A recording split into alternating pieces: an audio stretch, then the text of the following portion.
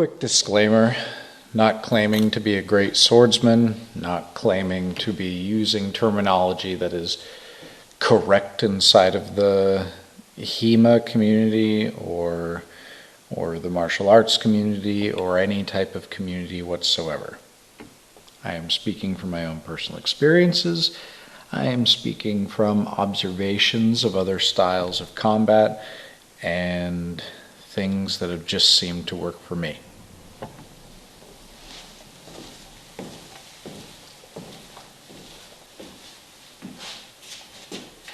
So, when first getting into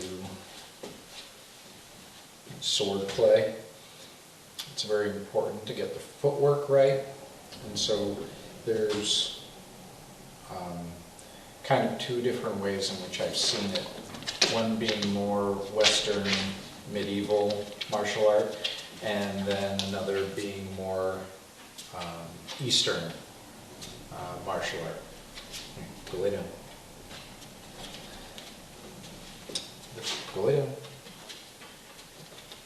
The Eastern style definitely seems to be a little bit more upright. The feet are a little bit closer together, and knees not bent as drastically as I've seen in like Western medieval martial art.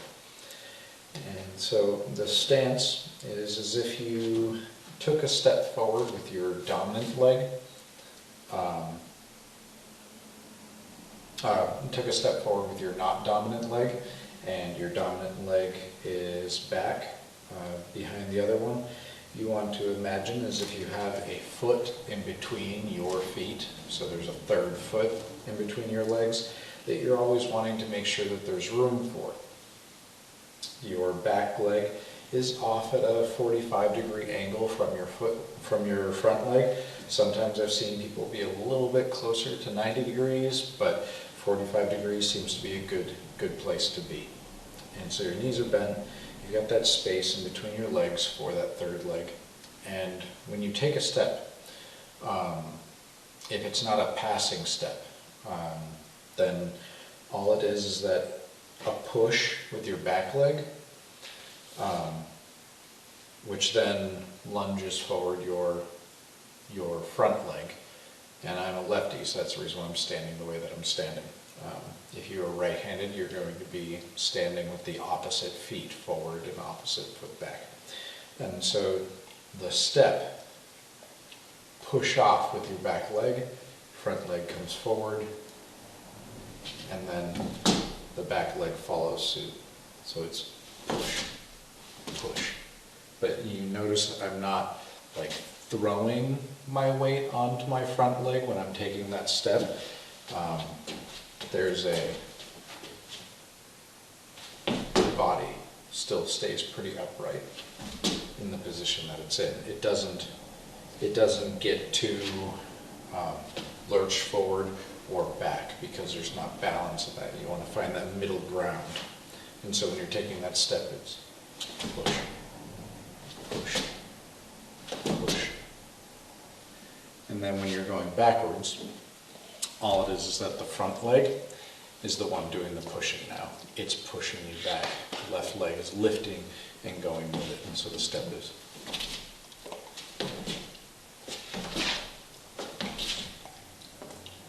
If you look at those two together, it's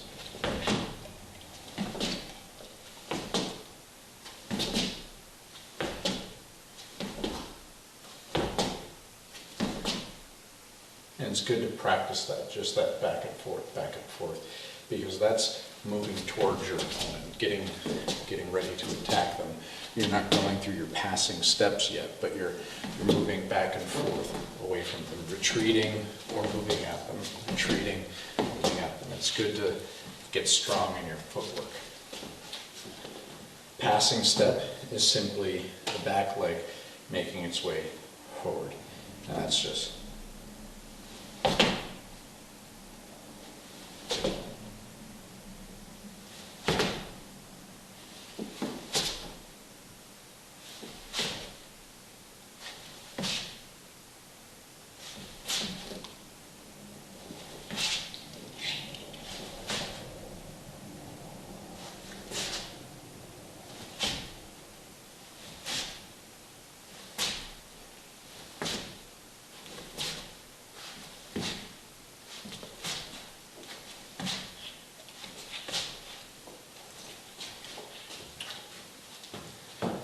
So, passing step, the whole point of that is that if you're switching sides of where your sword is staying, or if you're doing a block that then requires you to step over to that side for whatever side you're blocking on, or if you're making a strike that requires you to switch sides of where your blade is, then that would require the passing step to occur.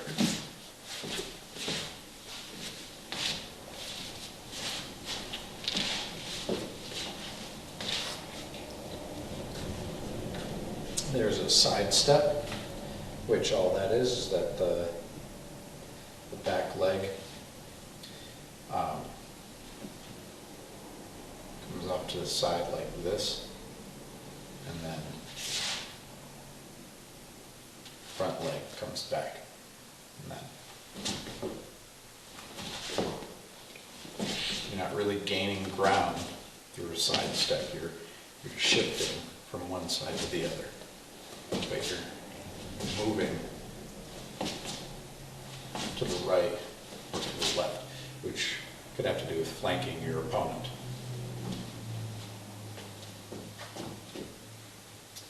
We then have more of an angled step, which you are gaining ground when you do an angled step instead of a side step.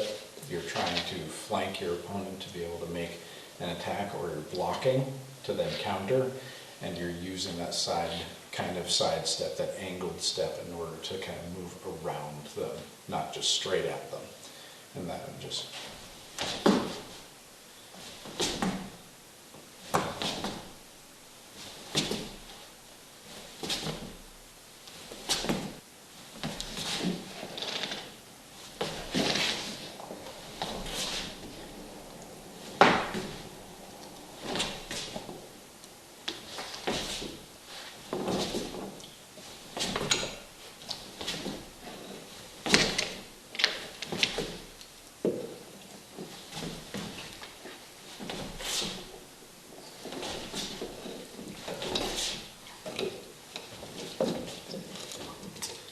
and then there's kind of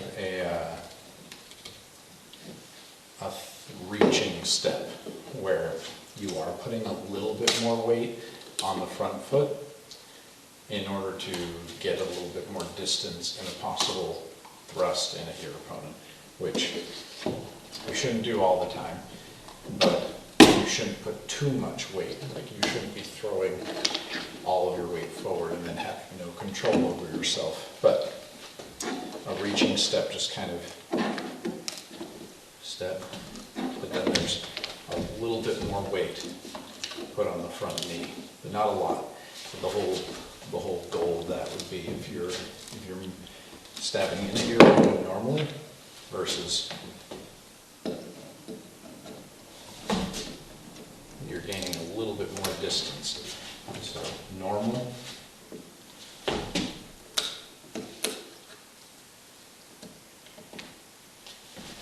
Versus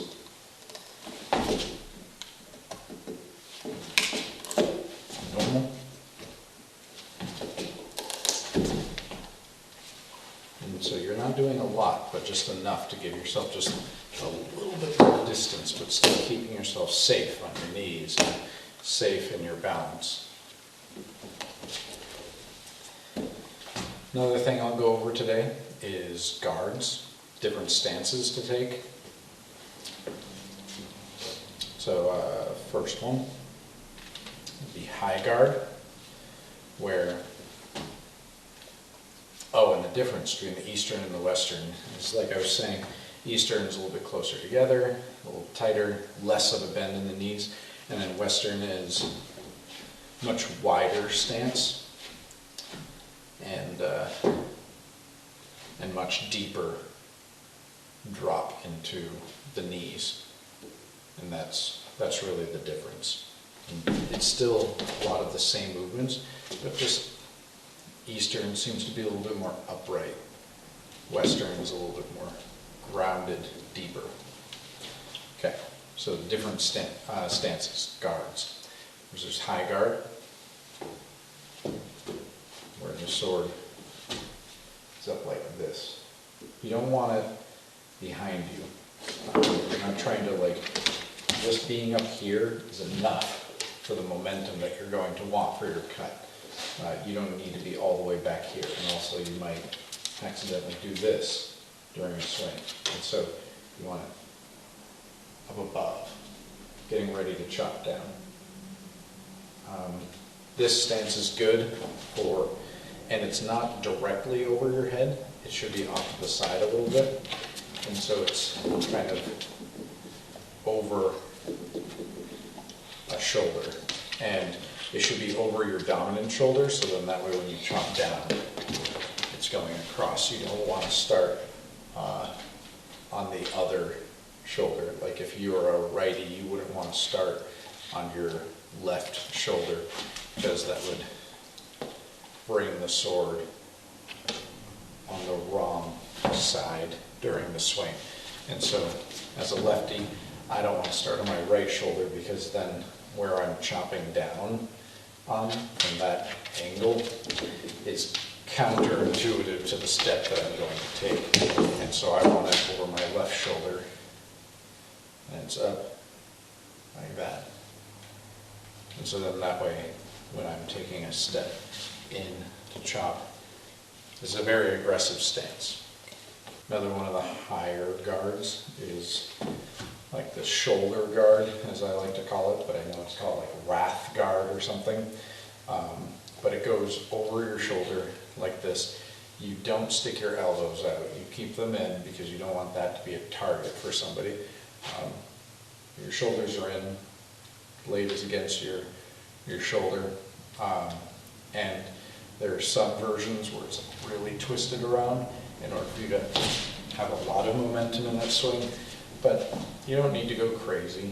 Just here is even enough. But you're bringing it here, and the whole point is it's, once again, an aggressive stance of being able to do like one of these angled chops.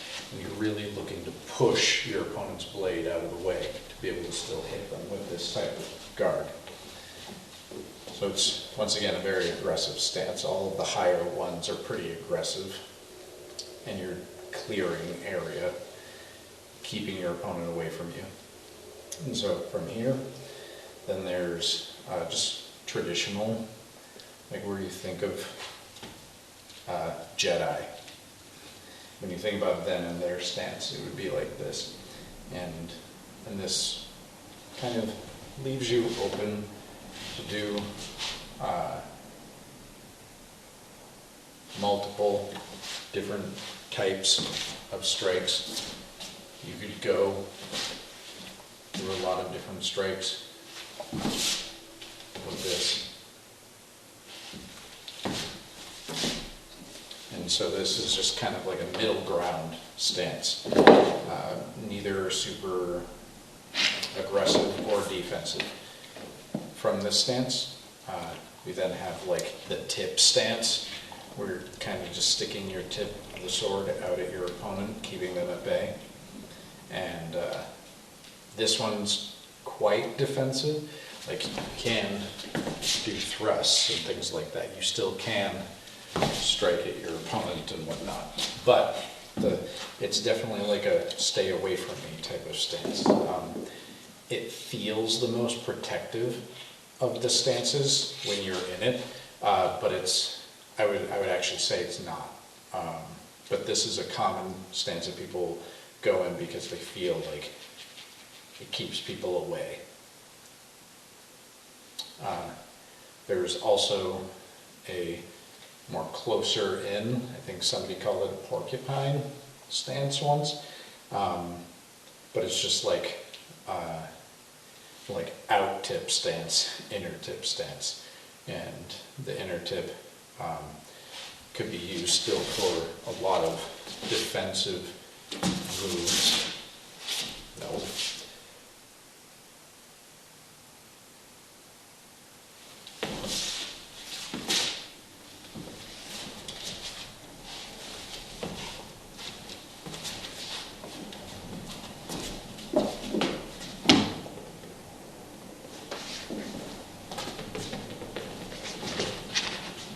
So from this stance, we then have think it's called fool's guard, but it's just called low guard for me.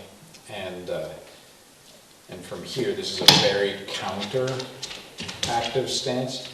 The whole goal of this stance is that the person now like tries to swing at you, and you have a lot of places that you can go because you're already protecting your lower body.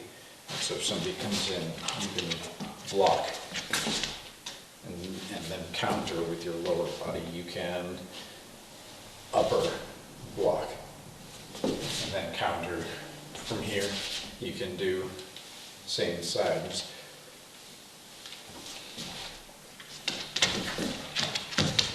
From here, you can also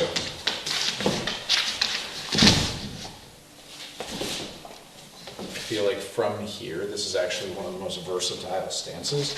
You just have to accept the fact that you're kind of opening yourself up above. And you just have to make sure that you can be faster than your opponent. And so those are really the different stances that I can think of. You learn basic footwork. If you notice, I'm usually keeping my hands pretty far away from each other.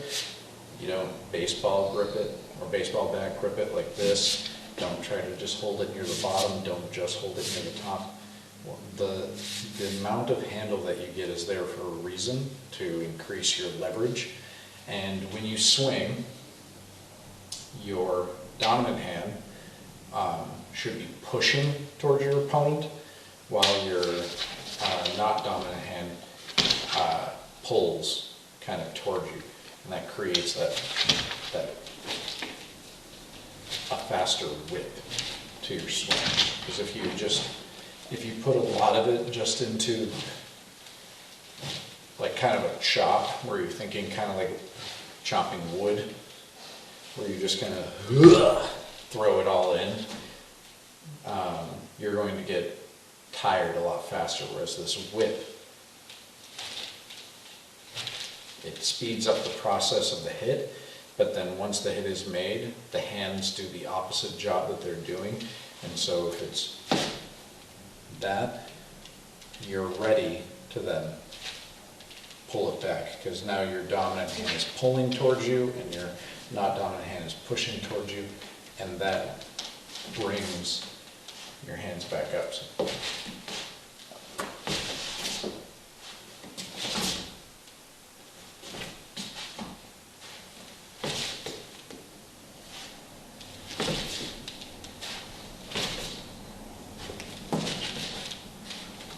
So when it comes to gripping the sword, you might as well just put your whole hand around it, wrap that thumb around it. Don't try treating this like a golf club. You just stick your hands out, get a grip on the sword. This is now your grip on it, and you shouldn't do too much of this, because then you're going to get yourself caught in a weird stance where your hands are now in a weird place around your sword. It's good just to find that nice grip. Stay firm in that, and any movements that you do will work with that. When it comes to how far you should extend your hand, you shouldn't allow the blade to become completely in line with your hand. If you do that, you're starting to get to that point where you're getting less and less control over the sword by letting it bend down. And the further you let your wrist go limp that way, the less strength you will have. So it's always good to keep a little bit of a V going that is this way on your body. So it's like that. Not to allow your hand to get too much like this when you're in your stance. So don't, when you thrust in at somebody, don't go like this, because you have no strength now. Your thrust should go like that. That way you still have that stability in the thrust.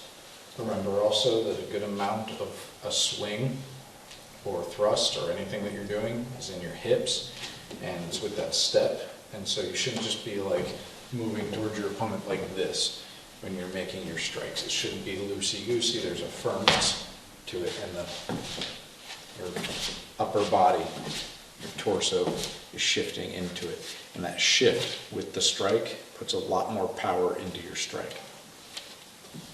And that's it. I hope you guys enjoy the video, and I hope it helps, and work on your stances and work on your drills, so then that way we can get into our velocities and our techniques more. Okay, thanks. Bye.